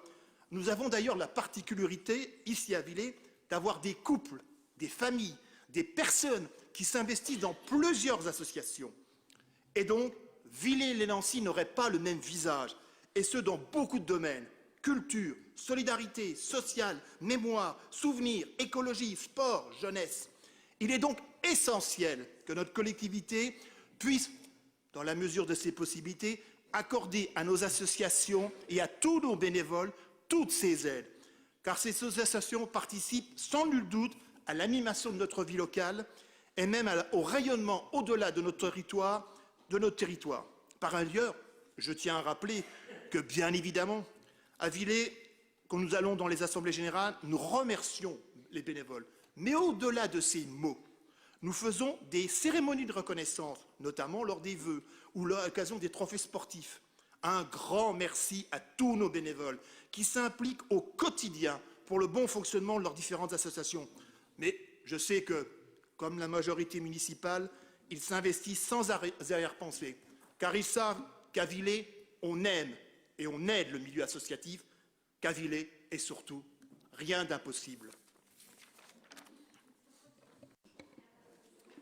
Merci. Grand moment oratoire. D'habitude, je mets aux voix, mais je ne mets pas aux voix. Donc, voilà, nous sommes sans voix. Et donc, je vous propose de passer à la délibération suivante, la délibération numéro 9, qui est aussi à mon rapport, l'acquisition d'actions composant le capital de la société publique locale Sud-Lorraine Aménagement à la ville de Nancy. Donc, nous avions déjà délibéré sur ce sujet. Nous avions voulu être dans les premiers à délibérer pour dire combien il nous semblait intéressant et important de pouvoir disposer sous la forme de société publique locale des services de Solorem, c'est-à-dire, pour tout dire, de pouvoir faire appel à Solorem en pressant le bouton parce que c'est un de nos outils, plutôt que d'avoir à mettre en concurrence Solorem sur des sujets sur lesquels on sait souvent depuis le départ qu'ils seront forcément les meilleurs et souvent les moins chers. Et donc, ça nous a semblé tout à fait intéressant, sauf qu'aujourd'hui, il faut travailler pour concrétiser cette délibération de principe. Donc la SPL, ça suppose pour nous donc d'acquérir 30 actions composant le capital de la SPL Nancy Sud-Lorraine, aménagement, pardon, détenues pour le moment par la ville de Nancy au prix nominal de 100 € au prix de 3 000 €. Alors c'est là qu'arrive le sujet, parce que sur ce sujet comme sur d'autres, j'ai souvent eu l'occasion, et j'ai eu l'occasion de le dire un peu partout, de plus en plus partout, que c'est important pour nous d'être dans l'action, mais de ne pas être les supplétifs. Voilà, on n'a pas vocation à être les supplétifs. Donc je constate là ce soir, enfin je savais avant bien sûr, que la métropole du Grand Nancy détiendra 5 sièges au conseil d'administration, 1 pour la communauté d'agglomération de Saint-Dié et 1 pour la communauté de communes du bassin de Pompey. Il me semblerait de bonne aloi, pareil, je propose d'ailleurs que ce soit, alors c'est pas à la délibération, on est d'accord, mais enfin ce sera dans le compte-rendu des débats, que, étant donné que les villes de Nancy, Vendœuvre, Villers et Saint-Max vont entrer et avoir des représentants dans un truc qui sert objectivement pas à grand-chose, hein, voilà, on va dire les choses comme elles sont, que ce soit des représentants de ces communes qui soient choisis par la métropole du Grand Nancy. Je propose que ce soit enregistré et transmis à la métropole du Grand Nancy. Ça me semblerait de base. Pourquoi je vous dis ça ?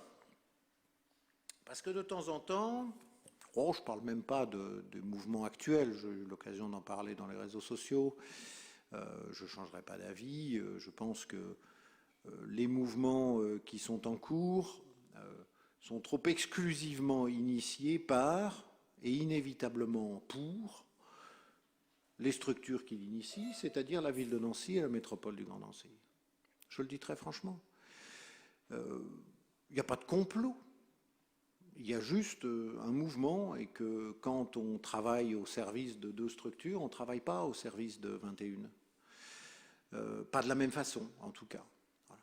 Et donc je pense qu'il nous faudra être vigilants pour tout à la fois accompagner, soutenir et participer à ces mouvements de rapprochement parce qu'ils permettent une efficacité plus grande. C'est le cas dans ce cas précis, c'est tout à fait le cas. Mais constater pour l'instant qu'ils ne sont pas pris de la bonne façon, car la seule bonne façon de le prendre, c'est de le prendre à 20, et ça n'est pas pris à 20, c'est pas vrai. Voilà. Et que du coup, les résultats laissent un goût amer. Donc, pour éviter que dans ce cas précis, il reste un goût amer, nous constatons qu'un certain nombre de communes se sont levées pour ça, en demandant un siège pour des représentants de Saint-Max, Vidé et Vendeuvre. Je constate qu'il en reste 2 pour des représentants de Nancy. Ça devrait faire l'affaire. Voilà. J'aurai l'occasion de le dire en Conseil de métropole, et si ça n'est pas concrétisé, je voterai contre cette délibération. Pas celle-ci, celle qui viendrait à la métropole, qu'on se comprenne bien. Pascal Jacquemin. Oui, je ne peux qu'approuver ce que vous venez de dire, monsieur le maire, parce que, historiquement, excusez-moi du peu, mais nous avions déjà des actions. Mes prédécesseurs, alors je ne sais plus si c'était monsieur Muller ou Bernardo, oui, nous étions partie prenante dans la Solorem, et à ce titre, nous avions un siège d'office à la Solorem, et ça avait été acté. Je ne comprends pas pourquoi cette, je dirais pas cette tradition, mais enfin ce droit aussi du preneur d'ordre en mettant de l'argent ne soit pas, disons, préservé. Donc moi j'appuie à 100% et il faudra voter effectivement s'il le faut. Cyril Perrault. Oui, alors j'ai un tout petit peu de mal à comprendre. On vote ce soir pour acquérir donc 30 actions, 30 parts, et vous nous dites dans le même temps que si la métropole, en conseil de métropole, refuse que les 5 représentants soient notamment proposés pour les autres communes dont Villers, vous voterez contre. Donc, est-ce qu'il ne vaudrait pas mieux attendre le vote de la métropole et puis décider ensuite si nous devons ou pas acquérir ces 30 parts? Nul ne sait, sauf si quelqu'un a plus d'informations que moi autour de cette table, s'il y avait au départ un œuf ou une poule. Et par conséquent, il faut bien qu'on choisisse à un moment donné de partir de l'œuf ou de la poule. Nous sommes donc partis de l'œuf. L'œuf, c'est la volonté des uns et des autres de participer à un grand tout. Il nous appartient, et je me chargerai d'ailleurs peut-être aussi de solliciter mes collègues de Saint-Max et Vendeuvre, puisque je vois qu'ils ont la même démarche, pour qu'on y veille. À ce moment-là, il n'y a pas de volonté de notre part. Honnêtement, je vais tirer contre notre camp si ceci était entendu à la métropole. Ça ne serait pas suffisant pour nous faire sortir de la dite société publique locale, puisqu'il est important qu'on y soit, pour les raisons que je viens d'évoquer. La Solorem est un outil extrêmement précieux. Je voudrais rappeler l'extraordinaire qualité du travail qui a été accompli avec Gérard Pals, notamment sur la maison de santé pluriprofessionnelle, qui ne serait pas sortie comme ça sans Solorem. Et on essayait à l'époque de nous envoyer vers quelques prestataires de services divers et variés, souvent assez peu recommandables et toujours peu professionnels du secteur privé. Donc ça reste important d'y être. Mais je voudrais que la voix soit entendue. Il nous est possible aujourd'hui de le dire comme ça, de le réaffirmer.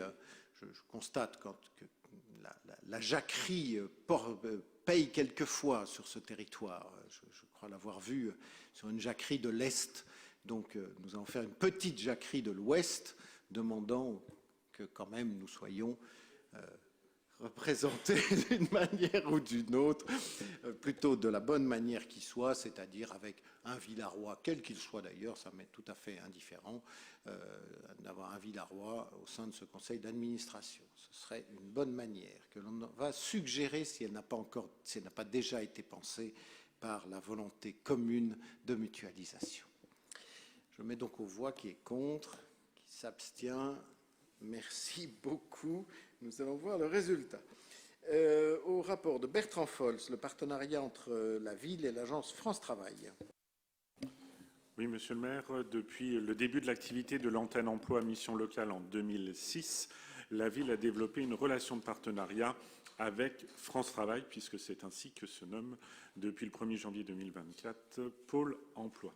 L'antenne emploi de Villers propose les services suivants: une permanence téléphonique et un accès libre aux demandeurs d'emploi villarois tous les matins du mardi au vendredi, un accompagnement individualisé sur rendez-vous et la mise en place de projets collectifs en partenariat à destination du public accueilli, répondant à des besoins repérés en amont. Pour information, l'antenne emploi a accompagné 126 demandeurs d'emploi en 2023 et a permis à 72 d'entre eux de trouver une solution en termes de retour à l'emploi ou d'entrée en formation. Afin de poursuivre l'accompagnement proposé par l'antenne emploi, il convient de renouveler la convention établie avec France Travail.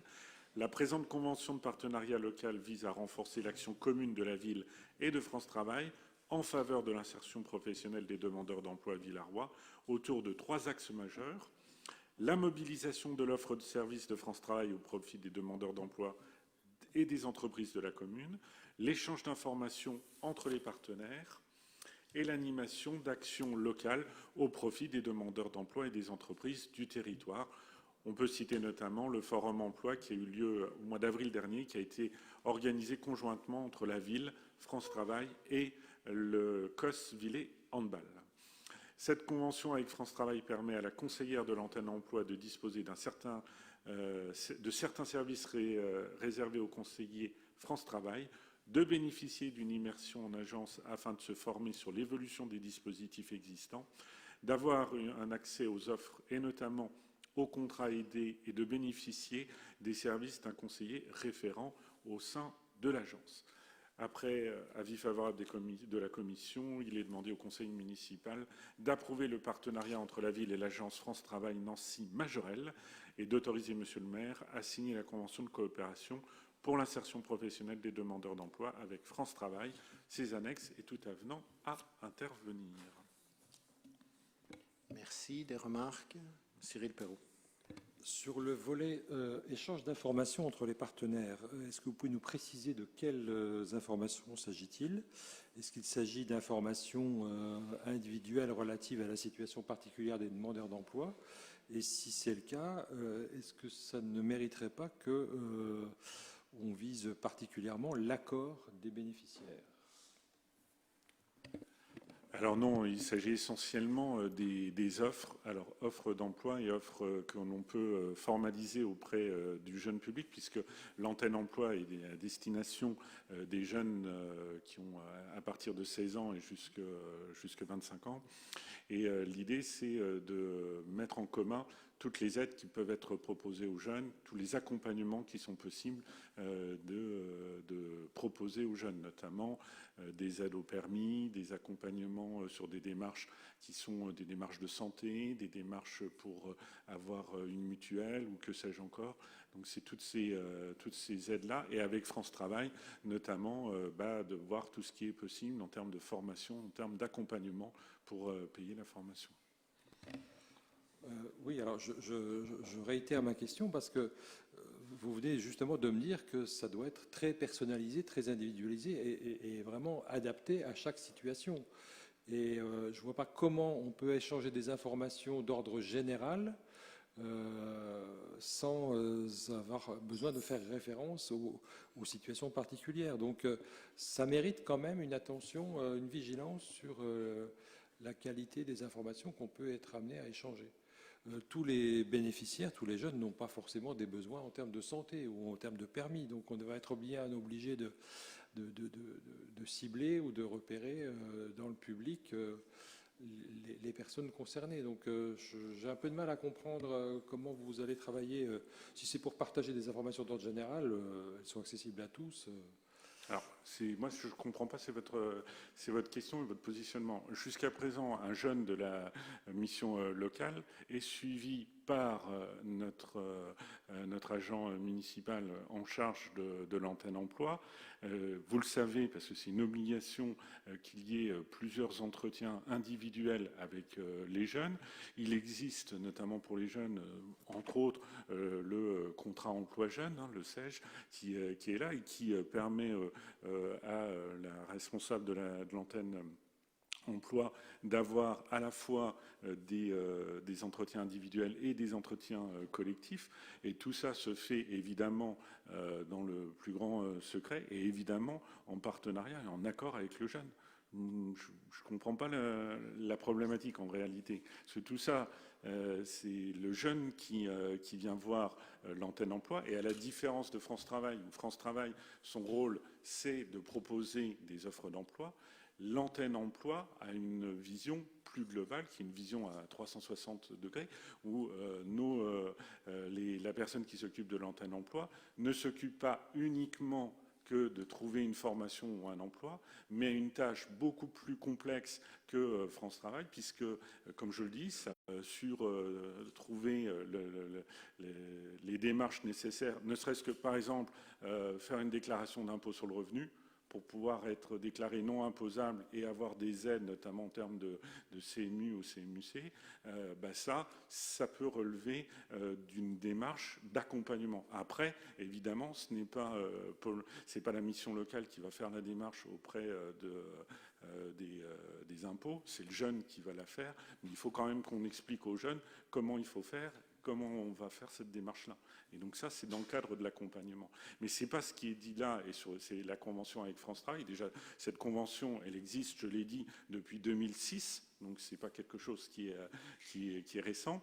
Et cette convention-là nous permet simplement d'avoir des croisements de fichiers. Ça, en plus, vous le savez certainement, la loi sur l'emploi a réformé notamment la gouvernance de France Travail, puisque maintenant il y a des commissions régionales, des commissions départementales qui vont venir pour aider à la gouvernance de France Travail. Et dans ces commissions-là, il va y avoir aussi des représentants des missions locales. Donc c'est tout ça qui fait que maintenant, il y a un vrai intérêt à cette convention. Et puis dernier point, ce que vous le savez aussi, c'est que là, cette loi-là, alors à terme, pas tout de suite, mais dans les 3-4 ans qui vont venir, normalement, il va y avoir un logiciel commun qui devrait gérer les demandeurs d'emploi et qui vont pouvoir être communs à la fois à France Travail et aux missions locales, dont l'antenne emploi de Villers. Donc c'est pour ça que cette convention est plus que nécessaire pour l'antenne emploi de Villers. Mais encore une fois, je vous rassure, oui, il y a de la confidentialité. Tout ce qui est dit à notre conseillère est bien confidentiel. Oui, là-dessus, il n'y a pas de souci. La belle plaidoirie de Maître Foll est corroborée par le dernier alinéa de l'article 5 de la Convention qui indique que les modalités de coopération n'impliquent pas d'échange de données nominatives relatives au public cible. Vous voyez que la phrase d'après va jusque les coordonnées des contacts internes, c'est-à-dire les gars qui bossent, hein, les agents, ne doivent en aucun cas être communiqués à l'externe. Et je vous propose d'en ajouter une dernière, puisque nous avons un correspondant pour le règlement général de protection des données. Nous ne manquerons pas évidemment de le saisir ou de la saisir de cette convention pour lui demander son avis, si vous n'y voyez pas d'inconvénient. Merci. Je mets donc aux voix qui est contre, qui s'abstient. Merci beaucoup. La société publique locale XDMAT, examen du rapport de gestion, la mise au jour du tableau des effectifs, beaucoup plus ragoûtant. Blandine Souvet. Merci, Monsieur le maire. Alors, trois filières sont concernées par cette mise à jour. La filière administrative, un poste d'attaché principal a été créé au sein des services finances en vue du recrutement d'un directeur financier suite à la demande de mutation de l'agent en place. Ce poste ou celui détenu par l'agent, qui est un poste d'attaché principal, sera supprimé au 1er novembre en fonction de la personne recrutée. Dans la filière technique, suite à la réussite à des examens professionnels de 2 agents et à leur inscription sur liste d'aptitude au titre de la promotion interne, il est créé un poste d'agent de maîtrise au sein du service technique. Par contre, le poste qui sera tenu par la deuxième personne, le poste d'ingénieur, était déjà créé. Les 2 postes actuellement détenus par les agents concernés seront supprimés à la date de leur nomination.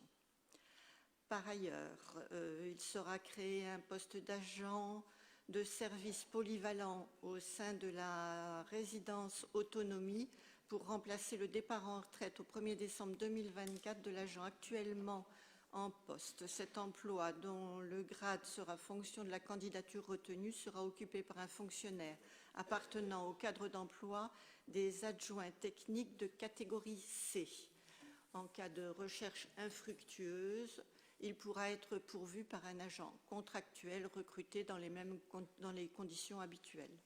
Le poste actuellement détenu par l'agent sera supprimé au 1er décembre 2024. C'est un poste d'adjoint technique principal de première classe. Enfin, en ce qui concerne la filière animation, comme précisé dans la délibération sur le nouveau règlement du service multi-accueil, la ville augmente son agrément de 5 places à la crèche Martine Marchand. Afin de respecter les règles d'encadrement des enfants accueillis, il convient de créer, à compter du 1er janvier 2025, un poste d'adjoint territorial d'animation à 28 heures hebdomadaires au sein du service petite enfance. Après avis favorable du CST et de la commission compétente, il est demandé au conseil municipal d'adopter les termes de la présente délibération, de modifier le tableau des effectifs et d'inscrire au budget les crédits correspondants. Merci. Des remarques, des questions? Merci. Je le mets aux voix. Qui est contre? Qui s'abstient? Merci.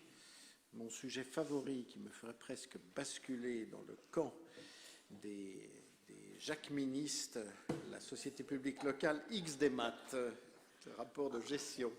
En 2022, le conseil municipal a décidé de devenir actionnaire de la SPL XDEMAT afin de bénéficier des outils de dématérialisation comme X-Marché, X-Acte, X-Paraf, X-Convox, etc. Il convient d'examiner le rapport de gestion du conseil d'administration de la SPL qui a été approuvé à l'unanimité lors de son assemblée générale le 28 juin. Il fait apparaître un nombre d'actionnaires toujours croissant, 3251 actionnaires au 31 décembre 2023, un chiffre d'affaires d'un peu plus de 1 500 000 € et un résultat de 314 965 € affectés au poste autres services. Il est demandé au conseil municipal d'approuver le rapport de gestion et de donner acte à monsieur le maire de sa communication. Merci. La parole est à Pascal Jacquemin. Monsieur le maire, là, vous me cherchez, mais reconnaissez quand même que nous sommes, alors pas que nous, parce que ça se généralise, mais nous sommes en train de livrer pieds et poings liés nos communes à des systèmes informatiques qui fait qu'à un moment donné, alors c'est vrai que ça va donner du travail aux hackers et compagnie, mais moi c'est quand même très, très inquiétant parce que si à un moment donné il y a le grand jour, comme on dit, ça risque d'être quand même assez confusionnisme au niveau de la pratique qu'on aura d'un certain nombre de choses, parce que tout va s'interférer. Et si je parlais tout à l'heure de façon incidente de l'IA, on sait très bien que l'IA va nous faciliter ces choses à une vitesse folle, mais l'IA va nous faciliter aussi le fait de pouvoir nous séparer des fonctionnaires et peut-être des élus. Il plaide pour sa paroisse. Après, pardon, Cyril Perrault. Non, mais c'est X-Files, quoi, finalement. Aux frontières du réel. Écoutez, voilà au moins ces assauts d'éloquence et de finesse nous mettent en joie pour cette délibération plutôt austère, il faut le reconnaître, que je mets aux voix. Qui est contre? Qui s'abstient? Merci beaucoup. Il nous reste la cotisation versée à Meurthe-et-Moselle Développement 54, qui vous parle évidemment tous. Alors, pour pouvoir être actionnaire de la SPL XDMAT, il était obligatoire d'adhérer à Meurthe-et-Moselle Développement 54. Le montant de la cotisation est fixé annuellement. Pour l'année et pour les communes de plus de 5 000 habitants, elle est de 700 €. Il est donc demandé au conseil municipal de décider de verser cette cotisation conformément au barème arrêté par l'agence Meurthe-et-Moselle Développement 54. Soit. Qui est contre? Qui s'abstient?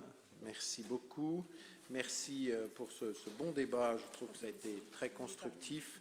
Je vous propose de nous retrouver le mardi 12 novembre 2024. Vous aurez compris pourquoi ça n'est pas le lundi. Voilà. Très bonne soirée à vous tous. Merci de votre participation.